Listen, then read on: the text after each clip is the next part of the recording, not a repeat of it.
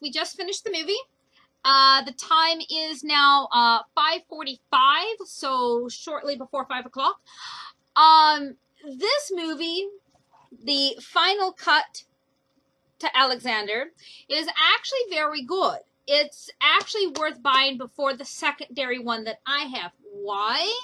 Well, it does show a bit more. For example, in this version, you actually get to see Alexander telling his troops how they're going to attack in their first battle. Now, in the secondary film, they don't show you that. And that's only within, maybe 5, 10, 15 minutes into the film. Now, I did promise that we were going to do a little bit of what was in the movie versus what was in real life. And if you guys are wondering, yes, I am actually, due to this film, I am an Alexander fanatic. I've got a necklace of Alexander that never leaves me. It's always around my neck all the time. You'll start noticing it in my videos. And if you think that's good, you guys are going to love this. This is a lovely bust of Alexander the Great. It's not very big. You can get one of these on eBay for, 25, maybe 16, because believe it or not, his name and image is quite expensive. I've seen statues and busts of him that have gone to hundreds, if not thousands of dollars. That's not even adding necklaces and rings. Now, with this film, I had found that many scenes had changed and some scenes were dragged on. And I'm going to go out of order just because there were some scenes that really stood out to me and some that didn't. One scene I was very disappointed with, and I know you guys usually don't hear me say I'm disappointed with something. One scene I was terribly disappointed with was when Alexander was having his first night with his servant boy Bogode. It's the exact same in the extended version, the third version, and the second version. The runtime is about the same. If I had to use it by showing you guys for an example, I would say it's about this long. It's not long. Now, both in the second version and in the final cut version with him and Alexander's first wife, yeah, it's about that long. Now, in the second version, it might be in the third version, it's nah. And I'm like, well, wait a minute, that's not fair. And I'm sorry, I don't know if this was both in history or in the film, and they just wanted to add on to the drama. But I will say, due to history, I've done research. His first wife, Roxana, was a very jealous woman. She was very jealous of other people who got Alexander's attention, whether it was Hephaestion or anybody. But in the film, she portrayed that very well, or as we in normal times would say, she was a bitch. She was. She had the nerve. Well, two wrongs don't make a right. Alexander didn't have the right to rape her on the first night, and she didn't have a right to pull a dagger on him. Yeah, she pulled out a dagger about this long and held it to his throat. Now, I'm sorry. If I was Alexander, I don't care about having a first kid at this point. My thing is, she gotta go. I would have had her executed, but that's beside the point. So, with this film, I found it to be very, very good. In fact, I would recommend this version over the second version that I have, because it does go a little more in depth. There are scenes that they didn't show because they couldn't show because of runtime. And that's why the director flat out said this was the final thing. We had so much that we wanted to put in it, and we just couldn't because of our time. But we're also going to talk about a little bit of history. Because in the film, what they don't explain to you, and unless you were actually doing a little bit of research like I was, they do not tell you that Alexander's mother was not a true Macedonian woman. No, she was not. She came from another land past Macedonia. She was actually brought in by Philip, Alexander's father. They don't mention this in the film. And the reason that I'm bringing this up, that it's important to say, because in the film, his mother was so bent on getting him on the throne when she found out that Philip took on another wife. And she knew that if she did not get her son on that throne, there was going to be a problem where this pure-blooded Macedonian child was going to be the successor. Alexander would have been either sent away on a pointless battle, or he would have been killed, his mother would have been killed, and then that would have been it.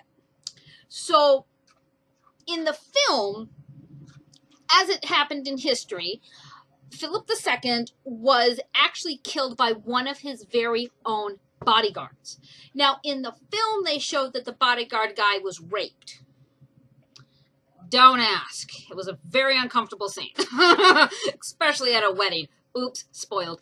Anyway, in history, they don't really use that term. They mostly said that there was an issue or some kind of sexual harassment towards a thing, and that when the guard told Philip, the king, mind you, what had happened, he just kind of brushed his hands of it. He didn't do anything.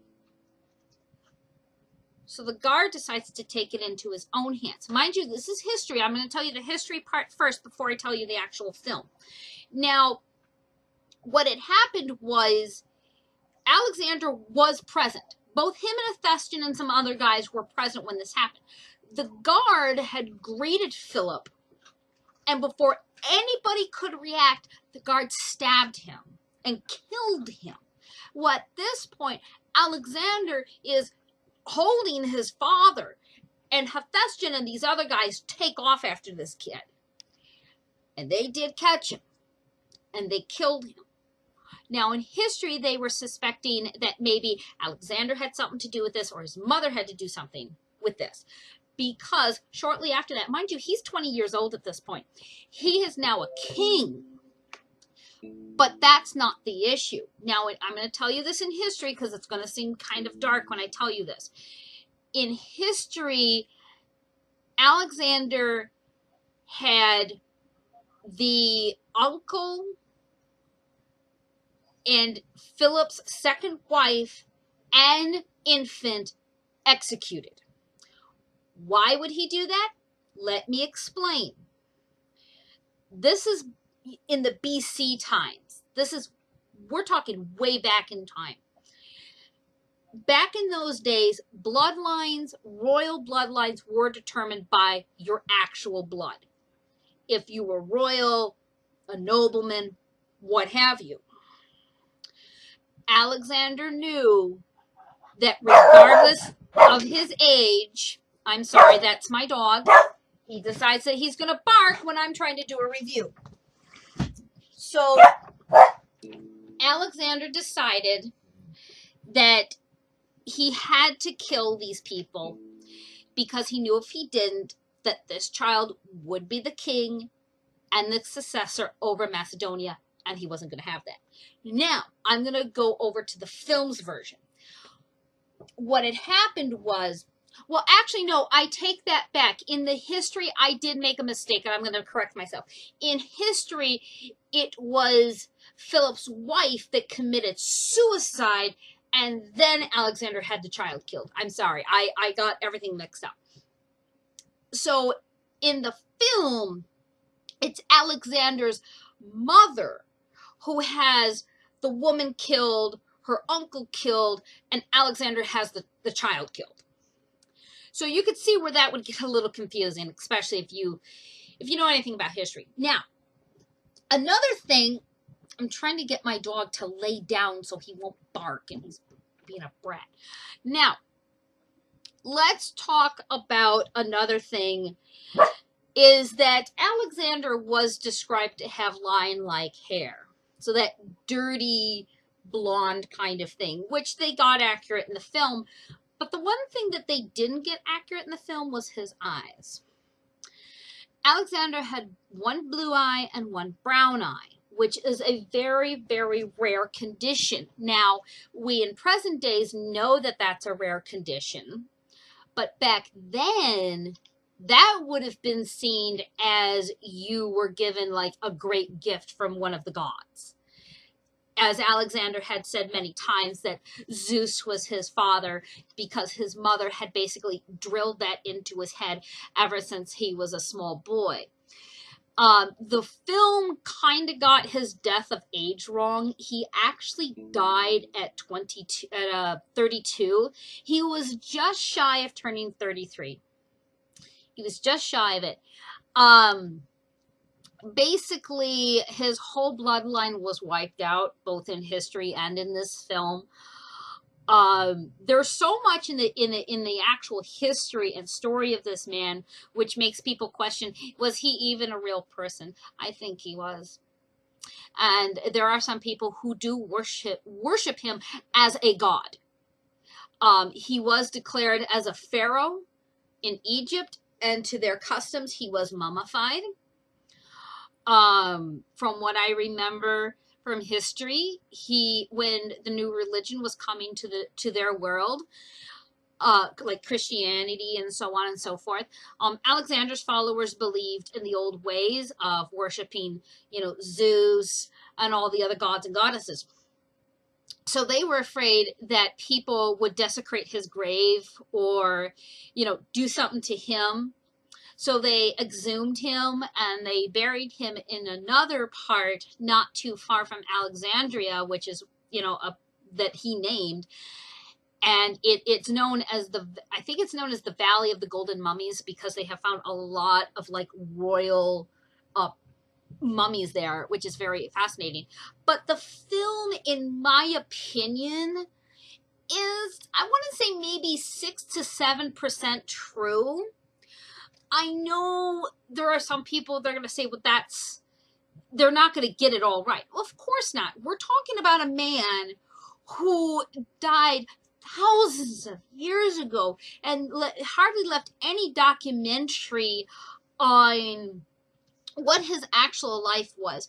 And I'm going to get to the part of talking about two things Alexander was known for. He was known for being a good general and a king, but he was also bisexual. In the film, they said he took on 3 wives and 2 lovers. Now, that could mean it could be Hephaestion and Begode, which was his servant, or it could have been another mystery man. But in history and in the film, Alexander and Hephaestion were very close. The closest relationship I've ever seen between 2 men. And in the film, you can really see it in both their eyes whenever they hugged. I was very upset, though, to see in the third final cut that these 2 never shared a kiss together. I'm pretty sure they did, and they cut it so short you didn't even see it. But in history, Alexander started to like Hephaestion a lot, and both his parents actually paid high-up prostitutes to try to show young Alexander what it's really about. And he had no interest. Now, I have 2 theories on this.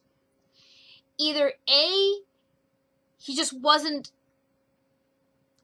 sexually interested in either way, or 2, he was more interested in, as far as knowledge with his best friend, and maybe even battle planning, because Hephaestion was his right-hand man in battle. He was always with him. What they didn't show in the film, I'm going to tell you what happened in actual history and what happened in the film. In history, when Hephaestion died, because he died in bed from an injury from their last battle, when he died, Alexander was very upset.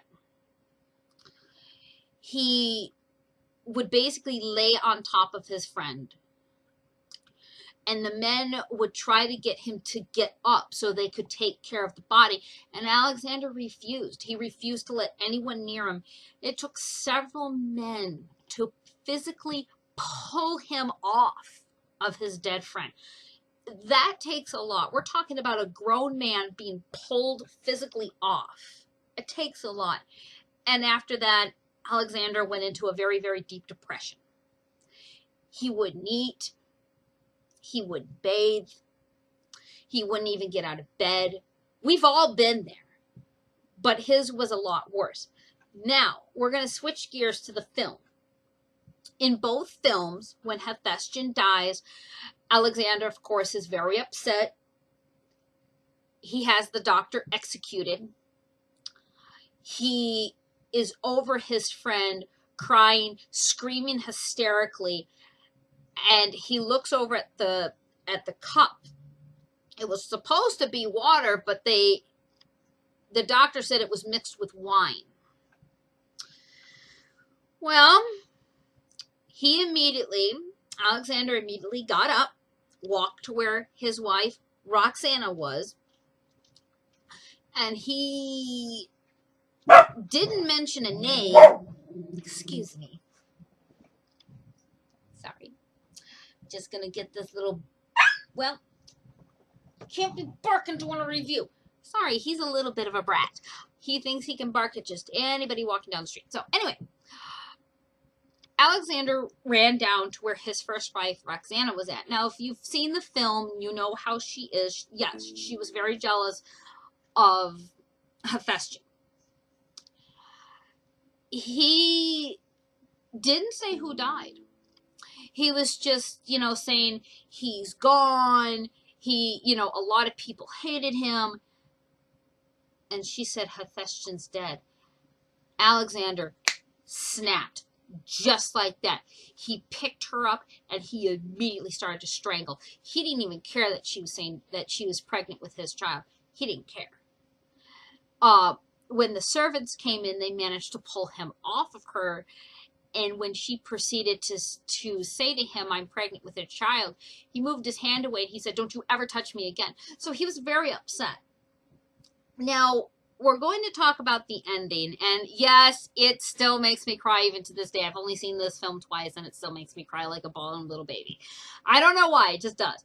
But in history, they don't know how he died. We do know that in history, at his very last battle in India, he took a shot from an arrow in his chest.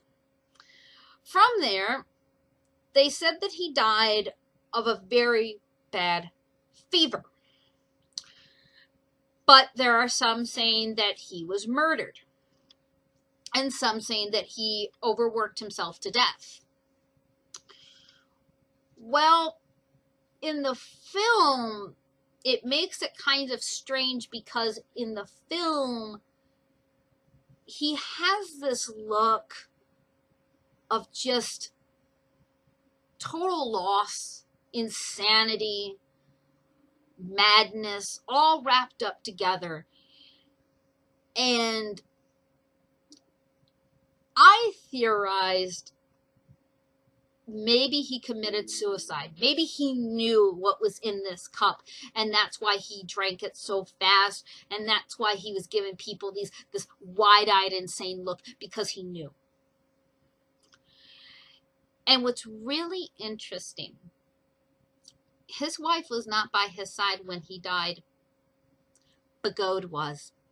His one male servant was by his side during his death. Now, in history, we don't know. We don't know. And that's what's really rough. When you try to look up some of the characters they made up, they just don't come up. Like, I've looked for Bagode, and I think he's just known as the Boy of Persia. I don't know. I'm trying to find more information about that. I recommend all of you that want to learn more about this great man, not just from the film, not just from what Hollywood has done, just to see it for yourself. I wanted to give a shout out to the producer, but I forgot his name. Yeah, I'm sorry. I wanted to do a shout out to him because he really did a really good job on this film. But yeah, it's a good film. It's not like the best, but I do say to you guys, go on YouTube, type in Alexander the Great, and see what this man accomplished. He was a general at 18 years old. He was a king by 20. That's a lot. At such a young age, that's a lot to accomplish. And then to die at 32, so young. He had 3 kids. They were all wiped out. His bloodline is gone. It's non-existing. To my knowledge, I don't think there's anybody in this present time that would have his bloodline. I doubt it. It would be nice, but I doubt it. Some other fun facts about Alexander the Great was the fact of how quick he could change in a battle. You know, he would have a plan, but if he saw an opening, he'd take it, which I found very fascinating on how quick he could make a decision. Even when he was with his father, if he saw an opening, he went for it. You know, he was not afraid to not make openings. But was he a tyrant? At times, yes. He had to make decisions, whether he liked it or not, for what reason. Whether he had to have people executed because they weren't going to follow him, or he believed they were going to try to, you know, murder him. He had that right. But he did give a lot. You know, he wasn't all this bad of a guy. Oh, excuse me. He didn't treat the fallen kings with disrespect, and he didn't treat their families like, you know, with disrespect. But he was a man that you had to follow him. You know, I think he was wise. I don't know. You know, we're never really going to know anything about him from what happened on that night when he died. We're never going to know. But just like with see, I can't even compare him to anybody, because there's nobody in time that has been as great as Alexander. Many of you may not know, I have portraits of Alexander all over my house. I have one right above me right here. In the bathroom, I have his map of all the lands he conquered, with a small portrait of him to the side. In the bedroom, I have a picture of him in bed on his final day. In my living room, I have a portrait of him, and in the kitchen, I have a battle picture of him. I am just all about this guy, because there's just so much that he accomplished in such a short amount of time. And he didn't have the best childhood. You know, no matter whether he was trying to get approval from his father, or he was trying to, you know, do everything that his mother wanted, he was basically never really satisfied with either side, you know. Oh, excuse me. So there's not much to say between both films. I got this one on eBay for a very cheap price, only like $3.36, something like that, or it was $3.46, something like that. But you can go on eBay right now and you can get both of them for a reasonable price. Or if you want to support YouTube, you can go on YouTube and you can buy both. There are 3 versions of this. I don't know if I'm going to get the first version, because I've seen so much now that I feel that it wouldn't be that much of a difference. Because from what I've gathered, version 2 and the director's cut and the final cut are the 2 best ones to really get. Now, this one, because it's longer, it comes on 2 discs, which is really, really good. The second one doesn't come with 2 discs. So you can pick either one you want. You really can't go wrong. But if I really had to recommend, this is the one to go. This is the one that you want. I'm sorry, it's just, you know, the sunlight. But this is the one that you really want. It definitely has more Oh my goodness. My computer screen went black for a moment. I'm sorry. I panicked. I thought it had turned off after all this. But if you really want more of the in-depth detailing of the film, the final cut's the one that you want. You get to see battle strategies. You get to see the fighting. You get to see all the turmoil that this guy went through, whether or not, as far as history is concerned, how much of this is actually true and how much of this is actually fiction. But it'll get you invested to want to know the true story of this man. That's another thing he was known for. He was known for being very feminine and very, very good looking for his time. Which, you know, back then, there was no gay, there was no bi. There was just love. As he said to Roxana, there's many ways to show love. Which I will say, I don't know if Roxana was like this in actual history, but in the film, there were times where she pushed her level of what a queen was. You know, she would question his decisions of learning about different cultures, and she would basically bash talk other cultures. Like, they were in India, and she was bashing these people. She had no right doing that. And she was telling it to him that we need to go back to, you know, our home, your worship there, blah, blah, blah. And he had this stern look on his face, and he flat out said, we'll talk about this later. You know, they did say in history that Alexander did try to absorb other cultures of lands that he had conquered, and he tried to take in those cultures and do it back so that the people would respect him. Hey, I gotta give you kudos on that. It's not easy accepting another culture as your own. But, you know, his men didn't like that. So it was very interesting to see both sides on how this man lived and, unfortunately, how he died. And I think that's the hardest thing, is that, you know, the greatest men lived in history. And I have to say this, I think Alexander was before his time.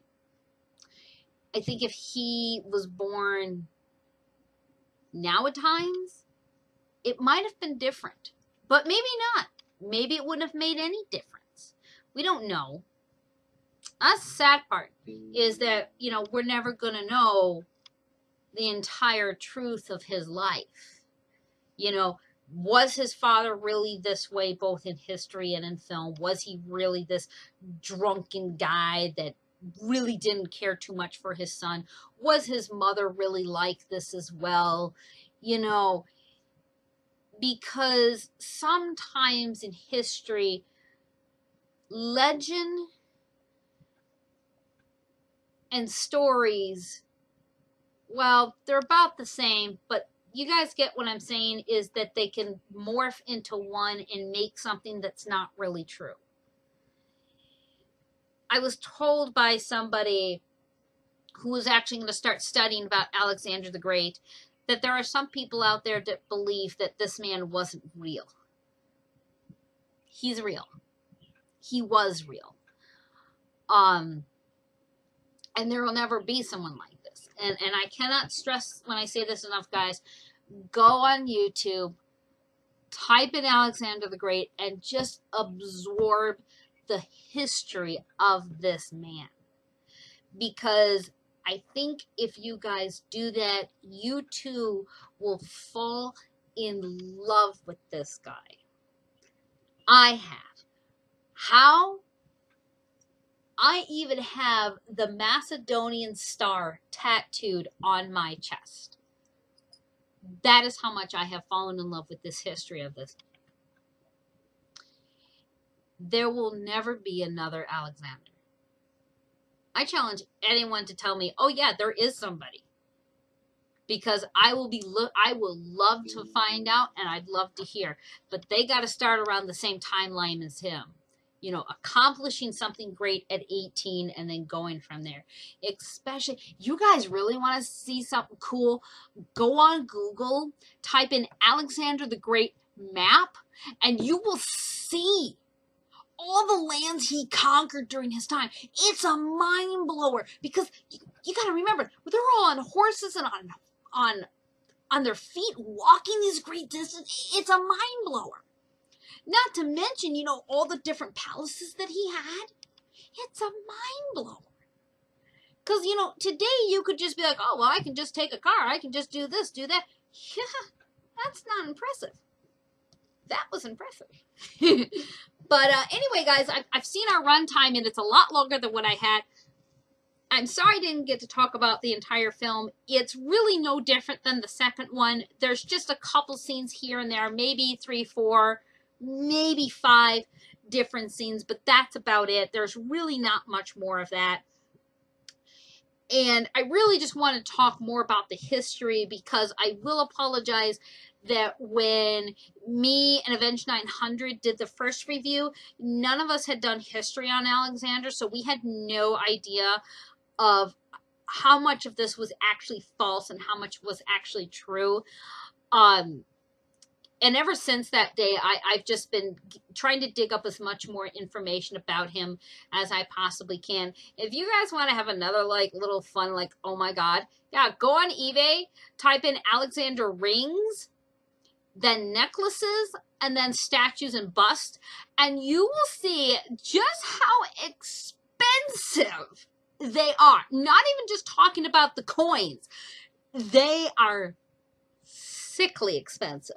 Like, honestly, I think the only people that probably could afford these are really big, rich people and celebrities. But anyway, guys, that's enough about Alexander. That'll do it for this video. I'll let you guys know when BJ Alex is coming out. I want to read maybe a little more chapters before I make a review on it, because, like I said, they're not done. So this is Chahaya Moon. And as always, I will see you in the next anime. Bye-bye.